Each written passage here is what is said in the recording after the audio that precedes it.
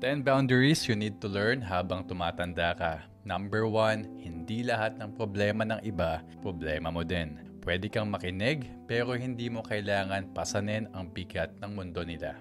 Number 2, hindi mo kailangan ipaliwanag lahat ng desisyon mo. You are not obligated to explain yourself sa mga taong hindi nakakaintindi ng pinagdaanan mo. Number 3, learn how to say no. Walang masama kung hindi ka sumama o sumagot. Number 4, hindi lahat ng kamusta ay sincere. Minsan, ang kasunod niyan, pautang naman. Number 5, hindi ka dapat magpuyat para sa mga taong hindi mo ka-level ng respeto.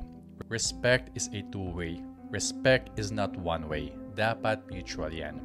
Number 6, you are not supposed to be available 24/7. Hindi ka emergency hotline. Number 7, hindi lahat ng issue o away dapat pinapatulan. Don't waste your energy sa mga drama na wala namang sense. Number 8, ito medyo mabigat. Family or not, hindi mo kailangan tiisin kung toxic na. Minsan, stepping back is the best way to protect your peace. Number 9, don't force yourself sa mga taong hindi ka kayang i-appreciate.